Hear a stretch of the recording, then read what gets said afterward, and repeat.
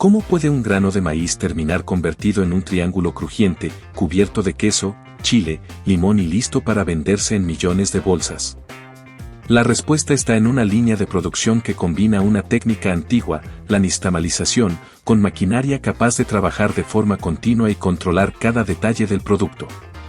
Hoy en De Materia Prima a Producto, entraremos al proceso industrial para descubrir cómo se fabrican los Doritos, desde la selección del maíz hasta el momento en que las bolsas salen rumbo a las tiendas. Los parámetros y las recetas pueden cambiar según la fábrica, el país y la variedad, pero el proceso general sigue estas etapas. Todo comienza con el ingrediente principal, el maíz. Para producir tortilla chips, se necesita grano con características adecuadas de tamaño, dureza, humedad y contenido de almidón. No cualquier lote se comporta de la misma manera durante la cocción. Un maíz demasiado húmedo puede almacenarse mal, uno excesivamente seco o quebrado puede generar una masa irregular y afectar la textura final. Después de la cosecha, el grano se seca hasta alcanzar condiciones seguras para su conservación. Luego se transporta a centros de almacenamiento o directamente a la planta procesadora. Antes de descargarlo, se toman muestras para revisar su calidad. Se mide la humedad, se buscan granos dañados, se verifica que no existan plagas y se analiza la presencia de materiales extraños. Si el lote cumple con los requisitos, el maíz se descarga en tolvas de recepción y pasa a grandes silos. Estos depósitos permiten almacenar toneladas de grano y alimentar la fábrica de manera constante. Desde este punto, el movimiento del maíz se realiza mediante transportadores, elevadores y conductos cerrados que reducen el contacto con el ambiente. El primer tratamiento dentro de la planta es la limpieza. El maíz atraviesa cribas que separan objetos grandes y partículas pequeñas. Sistemas de aspiración retiran polvo, hojas y fragmentos ligeros. También pueden utilizarse separadores magnéticos para capturar piezas metálicas y equipos que eliminan piedras u otros materiales densos. La limpieza no es un detalle menor, una pequeña impureza podría dañar los molinos, contaminar la masa o terminar en el producto. Por eso, el grano se inspecciona en diferentes puntos antes de entrar al proceso principal. Con el maíz limpio comienza la nixtamalización, una técnica desarrollada hace siglos en Mesoamérica y adaptada a la producción industrial. El grano se cocina con agua y una cantidad controlada de cal alimentaria. Esta solución alcalina modifica la superficie del maíz, facilita el desprendimiento de la cáscara y cambia la estructura del grano. Durante la cocción, el maíz absorbe agua y se ablanda. La temperatura, la concentración de cal y el tiempo deben controlarse con precisión, porque determinan la consistencia de la masa. Si el grano se cocina demasiado, puede volverse pegajoso y difícil de cortar. Si queda duro, la molienda será deficiente y los chips podrían presentar una textura áspera. Después de calentarse, el maíz permanece en reposo dentro de tanques.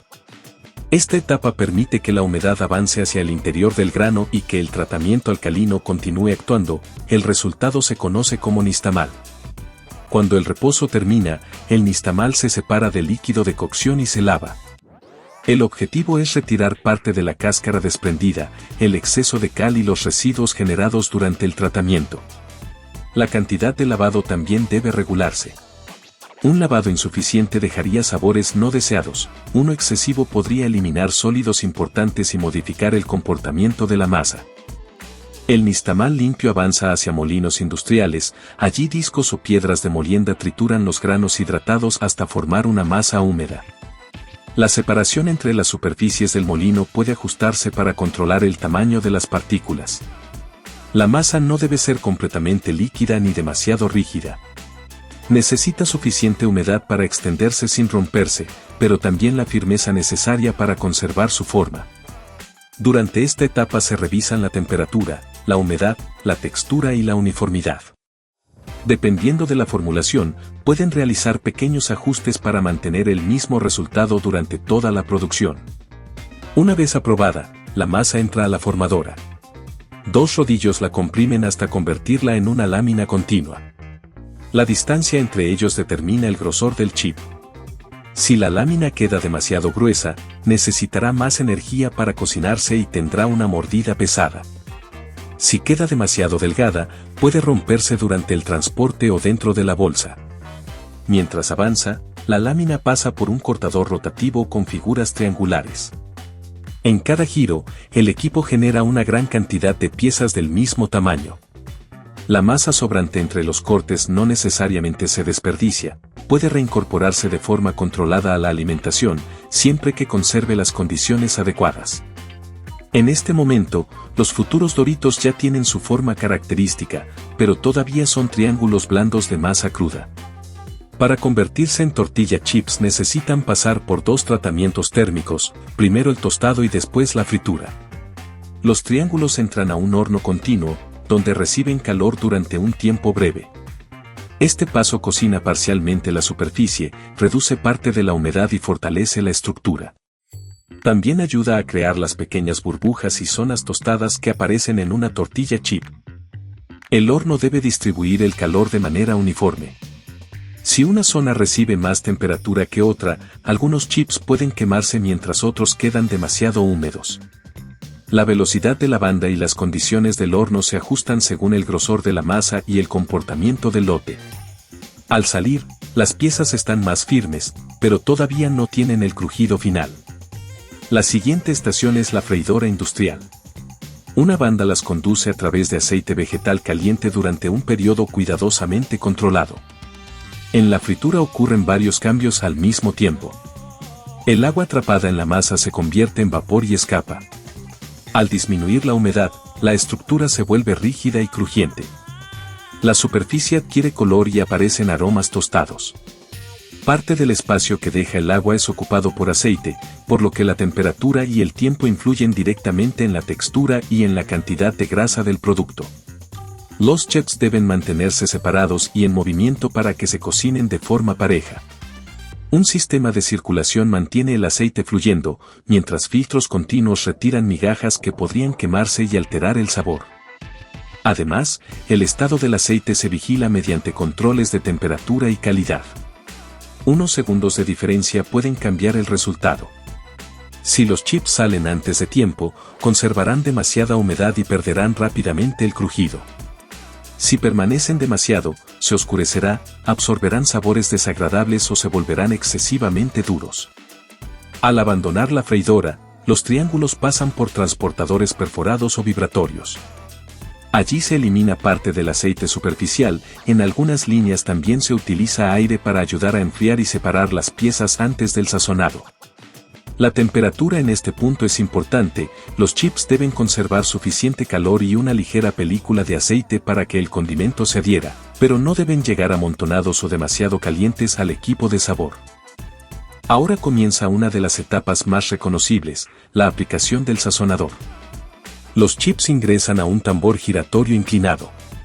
Mientras avanzan y caen suavemente unos sobre otros, un sistema dosifica el condimento en polvo. La receta cambia según la variedad y el país donde se venderá el producto.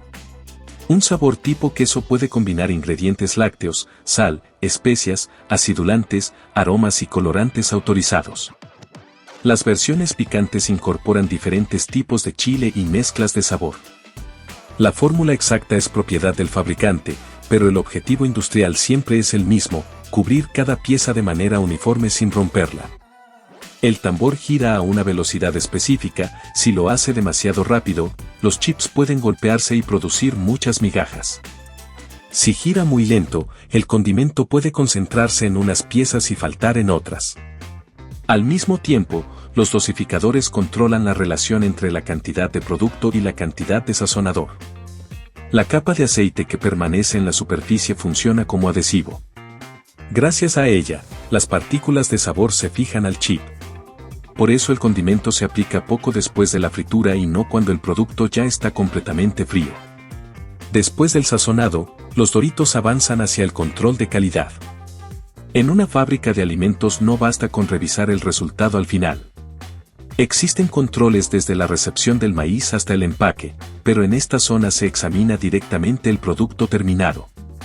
Cámaras y sensores pueden detectar chips demasiado oscuros, piezas con forma irregular, acumulaciones o materiales que no deberían estar en la línea. Los sistemas de inspección expulsan automáticamente lo que no cumple con los parámetros establecidos. También se toman muestras de cada producción, el personal revisa el color, el aroma, la intensidad del sabor, el grosor, la humedad y la cantidad de aceite. Una prueba importante es la textura. El chip debe resistir el manejo y, al mismo tiempo, romperse con un crujido definido al morderlo. Otro punto crítico es la distribución del condimento. No sería aceptable que las primeras bolsas tuvieran poco sabor y las últimas una cantidad excesiva. Para evitarlo, se verifican los dosificadores y se comparan muestras a lo largo del lote. Antes del empaque, los chips pueden pasar por detectores de metales u otros equipos de inspección.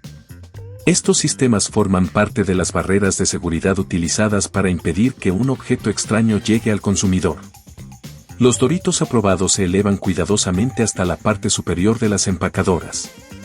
Desde allí caen en tolvas que alimentan balanzas multicabezales.